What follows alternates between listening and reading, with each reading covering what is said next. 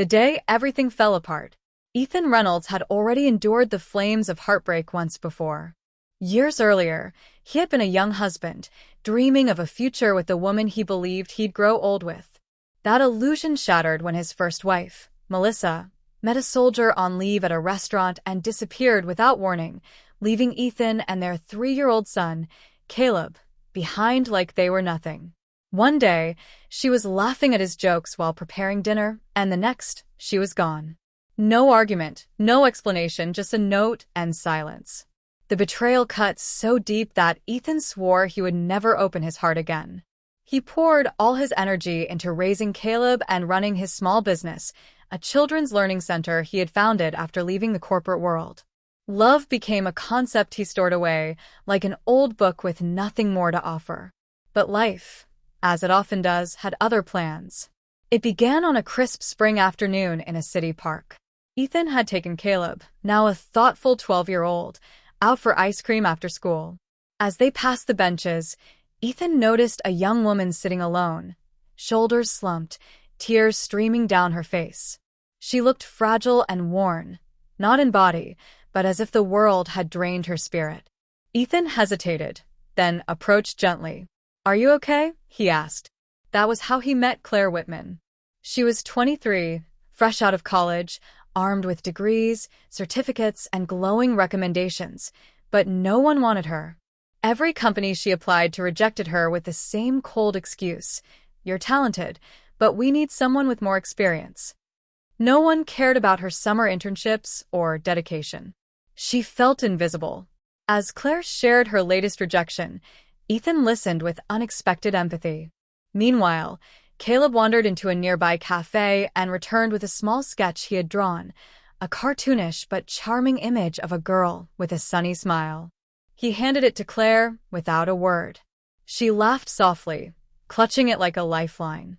In that moment, something shifted between them.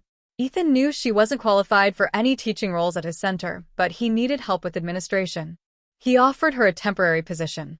Claire accepted immediately. She was new in town, broke, barely hanging on. She needed more than a job. She needed a lifeline, and Ethan offered it.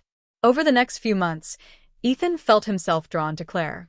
She was intelligent, kind, and remarkably determined. He would bring fresh croissants to work or stop by her desk with coffee, just the way she liked it. Claire's response was more than gratitude. There was admiration, warmth, and something quietly deeper. Eventually, Ethan asked her to dinner. She agreed without hesitation. Claire had already felt a spark that day in the park, when his kindness had spoken louder than indifference. Their connection deepened quickly. Within 6 months, they were living together. A year later, Ethan proposed. Even he was surprised by the certainty he felt. After everything, he was ready to try again. Claire had reignited a part of him he thought had long died. Years passed. Caleb was now a high school senior, preparing to attend university out of state.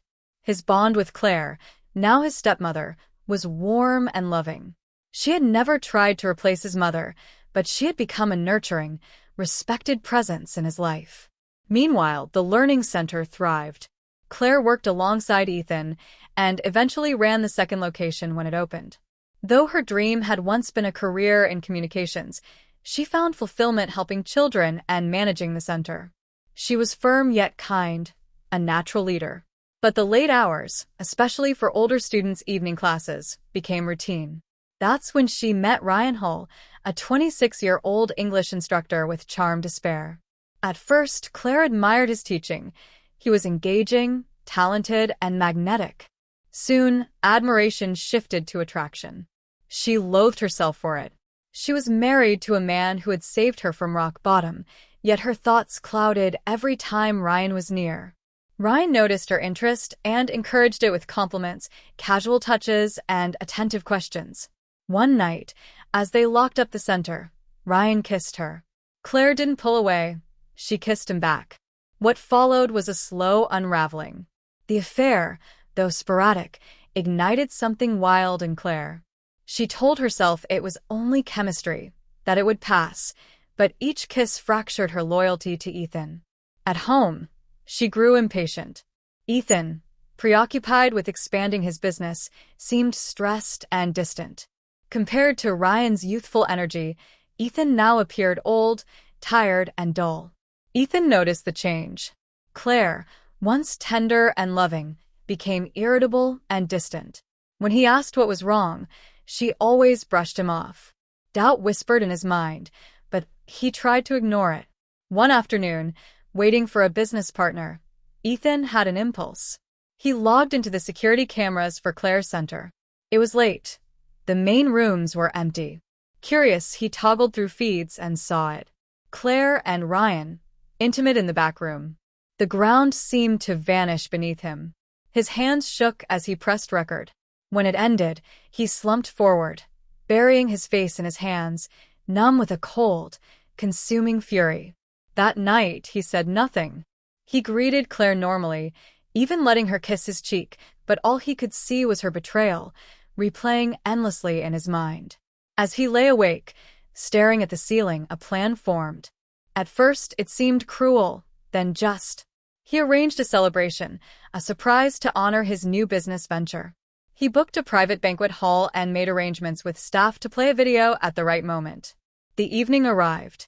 Claire, oblivious, wore a soft blue dress, chatting happily about Caleb's latest college messages. She smiled, laughed, even held Ethan's hand. When he gave his speech, raising a glass to trust, love, and truth, the screens flickered on. The security footage played. Claire froze, her face draining of color. A gasp escaped her, then tears. She ran from the hall. The fallout was devastating. Their divorce became a battlefield. Claire tried to sabotage Ethan's business, then apologized, begged, threatened. A storm of regret and denial. Ethan remained steadfast. Caleb cut all ties with Claire, disgusted by her betrayal. Ryan, seeing the chaos, vanished entirely, blocking her and leaving the city. In the end, Claire found herself alone in a modest apartment, haunted by the memory of the man who had once saved her. She often remembered that park bench, the way Ethan had looked at her when he asked if she was okay. She had found love, stability, a second chance, and with one selfish choice, lost it all. There was no turning back.